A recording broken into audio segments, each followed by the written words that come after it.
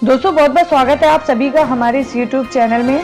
दोस्तों इस चैनल पर अब तक के सबसे बड़ी खबरों की अपडेट्स आपको मिलती है, इसलिए आप रेड बटन दबाकर आप चैनल को सब्सक्राइब कर लें और बेल आइकन को भी जरूर प्रेस कर दें, जिससे कि आपसे किसी भी तरह की न्यूज मिस ना हो। तो दोस्तों बढ़ते हैं आज की पहली बड़ी खबर की ओर। जी हाँ दोस्तों, आज की पहली बड़ी खबर है कि भारत को रहना होगा सावधान, क्योंकि नेपाल से घुसपैठ करना है पाकिस्तान का अगला प्लान। चीन की तर्ज पर पाकिस्तान भी अब नेपाल से नजदीकी बढ़ाने के प्रयासों में लगा हुआ है, जिससे वो नेपाल में भारत के असर को कम कर सके। सूत्रों के अनुसार पाकिस्तान काठमांडू में नेशनल डिफेंस कॉलेज बनाने की योजना बना रहा है, जिससे वह नेपाल की सेना में अपनी पकड़ मजबूत कर सके। खुफिया एजेंसियों की माने तो एक तरफ जहां पाकिस्तान नेपाल में नेशनल डिफेंस कॉलेज बनाने पर काम कर रहा है, वहीं दूसरी तरफ काठमांडू में स्थित Pakistan high commission anti India propaganda को बढ़ावा दे रहा है। केंद्रीय सुरक्षा एजेंसी के एक वरिष्ठ अधिकारी के अनुसार पाकिस्तान और नेपाल के मध्य नेशनल डिफेंस कॉलेज बनाने को लेकर गत कुछ दिनों में कई राउंड की वार्ता भी हो चुकी है। पाकिस्तान गत कुछ वर्षों में नेपाल के साथ अपने राजनीतिक रिश्तों को निरंतर मजबूत करने में लगा हुआ है, जिससे वह भारत के असर को कम कर सके।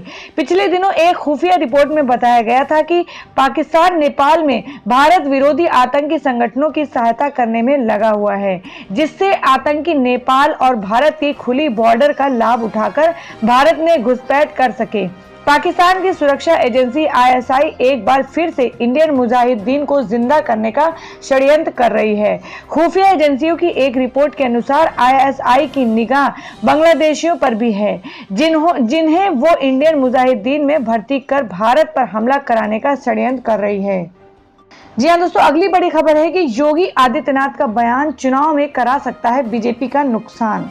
जी हाँ दोस्तों, उत्तर प्रदेश के मुख्यमंत्री योगी आदित्यनाथ द्वारा भारतीय सेना को मोदी की सेना कहकर संबोधित करना बीजेपी के गले की हड्डी बन सकता है। योगी के बयान पर जहां न सिर्फ चुनाव आयोग ने इस पर संज्ञान लेते हुए गाजियाबाद के जिला अधिकारी से रिपोर्ट की तलब की है, वहीं पूर्व नौसेना अध्यक्ष ने इस मामले में कड़ा रुख दिखाते हुए चुनाव आयोग को पत्र लिखा है। राजनीतिक विश्लेषकों का मानना है कि भारतीय सेना को मोदी की सेना बताने वाला उत्तर प्रदेश के सीएम योगी आदित्यनाथ का बयान चुनाव में बीजेपी को नुकसान पहुंचा सकता है। ऐसे में जब देश का बुद्धिजीवी वर्ग मोदी सरकार से पहले ही नाराज है, योगी आदित्यनाथ का बयान उन परिवारों के लिए ठेस पहुंचाने वाला है जिनके परिवार का कोई सदस्य भारतीय सेना में नौकरी कर रहा है। जानकारों की माने तो योगी आदित्यनाथ के बयान से विपक्ष को एक और बड़ा हथियार मिल गया है। इस बयान का असर राजस्थान, हरियाणा और पंजाब जैसे राज्यों में पड़ सकता है, जहां सर्वाधिक सैनिक परिवार रहते हैं। विश्लेषकों की माने तो योगी आदित्यनाथ के बयान को आधार बनाकर कांग्रेस और अन्य विपक्षी दल भारतीय सेना के अपमान का मामला जनता के बीच रख सकती है, और इससे पाकिस्तान में की गई एयर स्ट्राइक से बीजेपी को मिल रहे फायदे की जगह नुकसान हो सकता है। जानकारों का कहना है कि यदि योगी आदित्यनाथ के बयान को चुनाव आयोग ने आचार संहिता का उल्लंघन माना तो बीजेपी की और ज्यादा किरकिरी हो सकती है। ऐसे में तय है कि विपक्ष अपने हाथ में आए इस मुद्दे को जनता के बीच बार बार उठाएगा और भाषणों में इस बात का उल्लेख अवश्य होगा कि बीजेपी एक तरफ देशभक्ति की बात करती है, दूसरी तरफ भारतीय सेना का अपमान करती है। फिलहाल देखना है कि योगी आदित्यनाथ के मोदी की सेना वाले बयान पर चुनाव आयोग क्या फैसला सुनाता है, लेकिन इतना तय है कि आने वाले दिनों में योगी आदित्यनाथ का बयान बीजेपी को भारी पड़ सकता है। जी हाँ दोस्तों, अगली बड़ी खबर है कि तेज प्रताप और उनके निजी सहायक को मिली जान से मारने की धमकी। बिहार के पूर्व स्वास्थ्य मंत्री और आरजेडी के नेता तेज प्रताप यादव और उनके निजी सहायक को जान से मारने की धमकी मिली है। दोनों को मोबाइल पर जान से मारने की धमकी भेजी गई। धमकी भरे मैसेज मिलने के बाद तेज प्रताप यादव ने सचिवालय थाना में एफआईआर दर्ज कराया है। बताया जा रहा है कि कॉल 8292809517 से आया और धमकी देने वाला खुद को गो यादव का छात्र आरजेडी अध्यक्ष बताया है। बता दें कि तेज प्रताप यादव इन दिनों बगावती तेवर में हैं। शिवहर और जहानाबाद लोकसभा सीट पर उनके चयन की उम्मीदवार को नहीं उतारने से वो नाराज हैं और सोमवार को उन्होंने एक अलग मोर्चा बना लिया है। लालू राबड़ी नाम का मोर्चा बनाया है। इसके साथ ही 2 दिन का तेज प्रताप ने आरजेडी को अल्टीमेटम दिया है कि वो इन सीटों को उन्हें दें। उन्होंने कहा कि अगर सीट नहीं मिली तो वो अपने उम्मीदवार अग्नेश कुमार और चंद्र प्रकाश यादव को आरजेडी प्रत्याशियों के खिलाफ इस मोर्चे के तहत उतारेंगे। जी हाँ दोस्तों, अगली बड़ी खबर है कि आजम खान को राखी बांधी थी पर बहन की लाज ना रखी। कभी एक ही पार्टी के लिए चुनाव लड़ने वाले आजम खान और जया प्रदा अब एक दूसरे को काफी खरी खोटी कहते दिखे जा रहे हैं। जया प्रदा अब सपा में नहीं रही और बीजेपी के टिकट पर रामपुर से आजम खान के खिलाफ चुनाव लड़ रही हैं। मीडिया रिपोर्ट्स के अनुसार जया प्रदा का कहना है कि वह आजम खान को राखी बांधती थी और उन्हें अपना भाई मानती थी, लेकिन उन्होंने बहन की लाज नहीं रखी। जया प्रदा ने कहा कि आजम खान ने मुझे नाचने वाली ठुमके वाली कहा था, तो यह सुनने के बाद मुझे उस वक्त लगता था कि जीने का कोई मतलब नहीं है। बीजेपी में आने को लेकर जया प्रदा ने कहा कि मेरा प्रमोशन हुआ है, मैं रीजनल से नेशनल पार्टी में आई हूं। उन्होंने कहा कि वह पहले प्रचार करने से पहले सोचती थी कि वह पता नहीं प्रचार के बाद वापस आ पाएंगी या नहीं, लेकिन अब उन्हें हिम्मत आई है। जी हाँ दोस्तों, अगली बड़ी खबर है कि देवगौड़ा का आरोप है कि भारत को हिंदू राष्ट्र बनाना चाहते हैं पीएम मोदी। जनता दल के सेक्युलर के राष्ट्रीय अध्यक्ष एचडी देवगौड़ा ने प्रधानमंत्री नरेंद्र मोदी पर आरोप लगाया कि वो भारत को हिंदू राष्ट्र बनाना चाहते हैं। इसके अलावा उन्होंने ये सवाल भी उठाया कि आखिर क्यों जम्मू कश्मीर में संविधान की धारा 370 को खत्म किए जाने की कवायद चल रही है। देवगौड़ा ने कहा, आखिर क्यों इस धारा को खत्म किया जाए। कश्मीर को उस वक्त के महराज के साथ करार धारा 370 के बाद भारत में शामिल किया गया था। वहां बौद्ध, हिंदू, ब्राह्मण, पंडित और मुसलमान सारे समुदाय के लोग रहते हैं। उस वक्त वहां के हालात को देखते हुए धारा 370 लागू किया गया था। पूर्व प्रधानमंत्री एचडी देवगौड़ा ने आरोप लगाया कि मोदी पूरे देश को हिंदू राष्ट्र बनाना चाहते हैं। उन्होंने कहा, हम लोग हर समुदाय को एक साथ लेकर चलते हैं।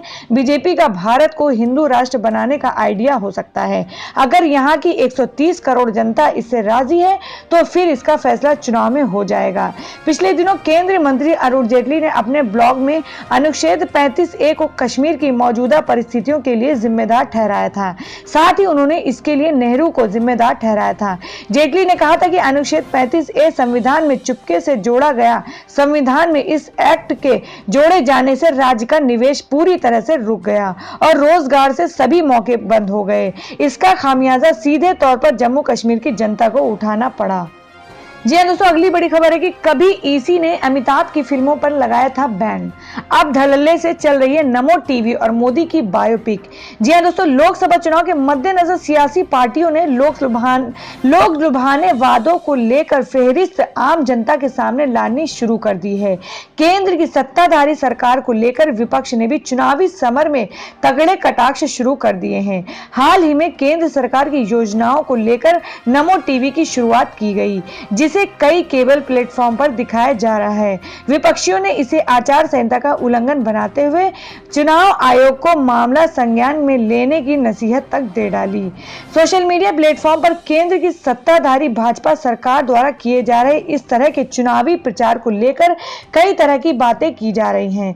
कई यूजर्स के ऐसे पोस्ट तेजी से वायरल हो रहे हैं जिसमें कहा जा रहा है कि साल 1984 में जब अमिताभ बच्चन चुनाव लड़े थे, तब चुनाव आयोग ने दूरदर्शन पर उनकी किसी भी फिल्म के प्रसारण पर रोक लगा दी थी। उस दौरान सत्ता में कांग्रेस की सरकार थी। वहीं सोशल मीडिया पर भाजपा सरकार को नसीहत देते हुए कहा जा रहा है कि साल 1991 के चुनाव में जनता दल का चुनाव निशान चक्र था, जिसके चलते टेलीविजन पर व्हील डिटर्जेंट पाउडर के ऐड पर रोक लगा दी गई थी।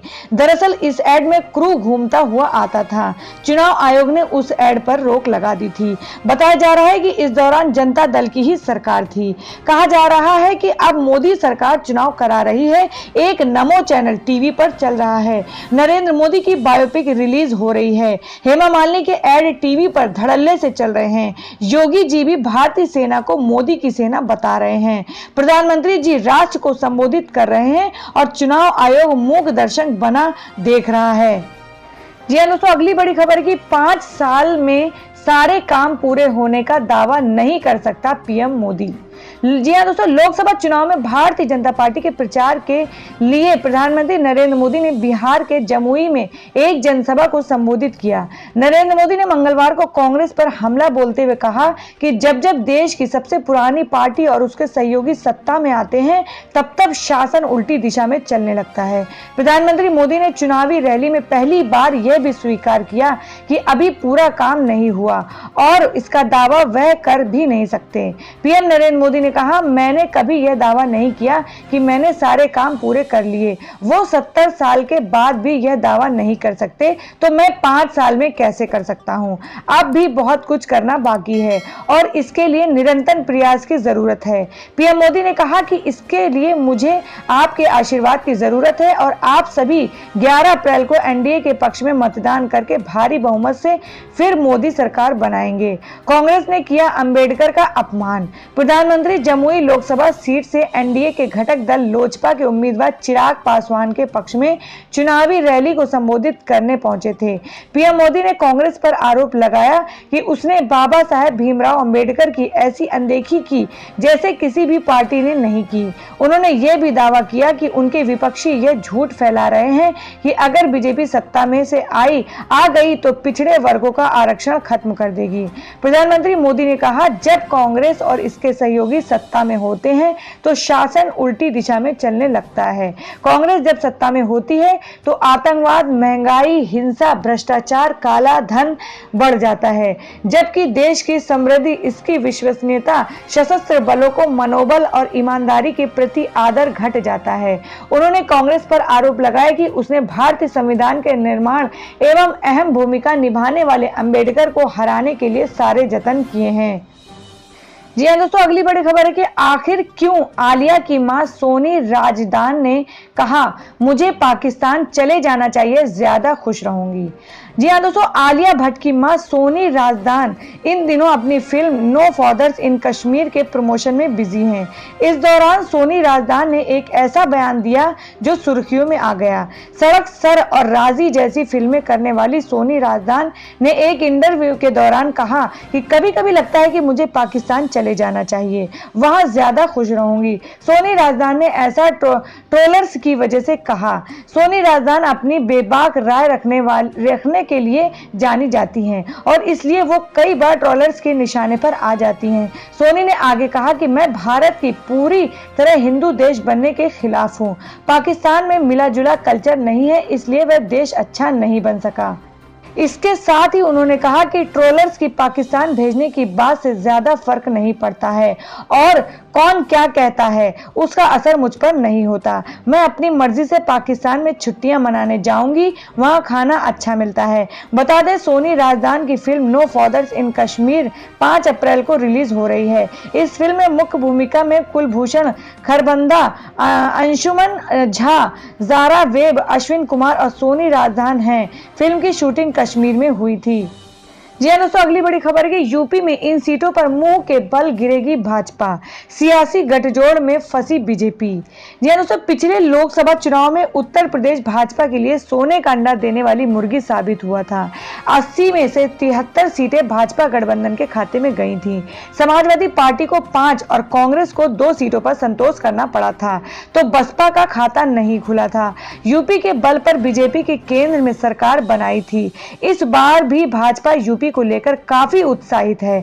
बीजेपी के अध्यक्ष अमित शाह अब की बार यूपी के लिए 74 पार का नारा दे रहे हैं, लेकिन लगता है कि भाजपा 2014 का इतिहास दोहरा पाएगी।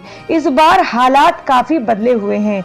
एक बार को यह मान भी लिया जाए कि मोदी सरकार को लेकर जनता में कोई खास नाराजगी नहीं है, लेकिन सपा बसपा गठबंधन भाजपा के लिए दलित, मुस्लिम और यादव बाहुल्य सीटों पर परेशानी का सबब बनती दिख रही है। इस हिसाब से प्रदेश में में लोकसभा की 20 सीटों पर सपा बसपा गठबंधन का गणित भाजपा पर भारी पड़ता दिख रहा है। भाजपा गठबंधन ने 2014 लोकसभा चुनाव में 80 सीटों में से जिन भाजपा 73 सीटों पर फतह हासिल की थी, उनमें से 20 सीटों पर भाजपा के उम्मीदवारों की जीत का अंतर अधिकतम लाख सवा लाख वोटों का था। इनमें भी भाजपा के करीब 1.5 दर्जन उम्मीदवार 1 लाख से कम मतों के अंतर से जीते थे। जी हां दोस्तों, अगली बड़ी खबर है कि राफेल मामले में बोले सीताराम येचुरी, सरकार बात करने से डरती है। जी हां दोस्तों, माकपा के महासचिव सीताराम येचुरी ने लड़ाकू विमान राफेल की खरीद मामले में हुई कथित गड़बड़ी के मुद्दे पर लिखित एक किताब के विमोचन को रोकने के लिए चुनाव आयोग की कथित कार्रवाई का हवाला देते हुए कहा कि सरकार राफेल मामले पर बात करने से भी डरती है।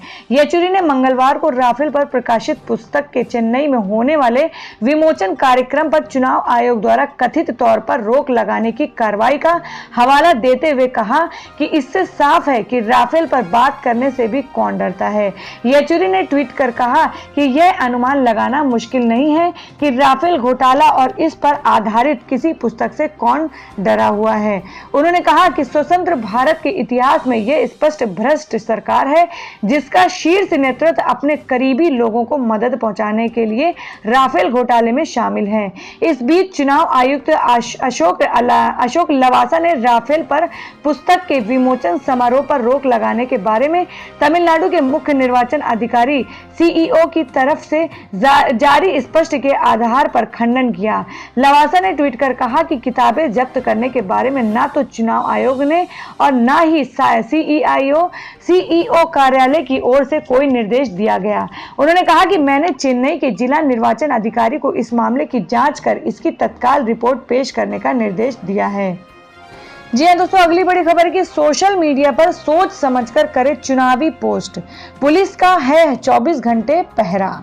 जी हां दोस्तों, इस बार भी सोशल मीडिया चुनावी दंगल का एक बड़ा अखाड़ा है, जहां किसी पार्टी या उसके उम्मीदवार का भ्रामक प्रचार या दुष्प्रचार गहरा असर दिखा सकता है। सोशल मीडिया पर चुनावी उठापटक पर नजर रखने के लिए इस बार चुनाव आयोग सोशल मीडिया पहले से ज्यादा अलर्ट है।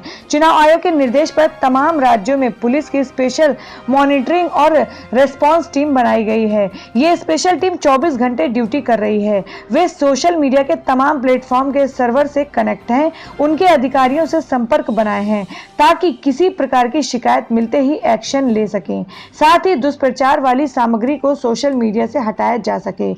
यदि कोई शख्स, खासकर किसी पार्टी के कार्यकर्ता या सोशल मीडिया टीम के सदस्य व्हाट्सएप, फेसबुक या ट्विटर पर बिना सोचे समझे या भ्रामक प्रचार व दुष्प्रचार के लिए चुनावी पोस्ट करते हैं या उसे शेयर करते हैं, तो वे कानूनी कार्रवाई के दायरे में आ सकते हैं। चुनावी में किसी पार्टी या नेता के खिलाफ आपत्तिजनक या भड़काऊ जानकारी न प्रसारित हो, इसलिए निर्वाचन आयोग के निर्देश पर पुलिस कमर कस चुकी है। ये अलग बात है कि भले ही वरिष्ठ पुलिस अधिकारी सोशल मीडिया पर आपत्तिजनक सामग्री पर निगरानी रखने का दावा कर रही है, वहीं कुछ पुलिस अधिकारी बता रहे हैं कि निगरानी का सिर्फ दावा है। हकीकत में चुनावों में सोशल मीडिया के दुरुपयोग को रोकने के लिए रिस्पांस टीम बना दी गई है,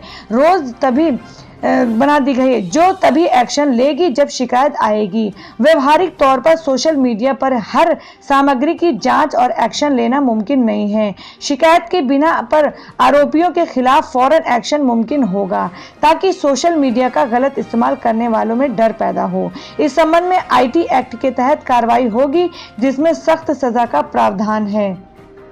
जी हाँ दोस्तों, इसी तरह से खबरों से संबंधित सवालों के लिए हमें कमेंट करके जरूर बताएं। और अब कि आप भारत में प्रधानमंत्री के रूप में किसे देखना पसंद करते हैं, उसे भी कमेंट बॉक्स में जरूर लिखें। और अगर आपने हमारे चैनल को सब्सक्राइब नहीं किया है तो रेड बटन दबाकर हमारे चैनल को सब्सक्राइब कर लें और बेल आइकन को भी जरूर प्रेस कर दें, जिससे कि आपसे किसी भी तरह की न्यूज मिस ना हो।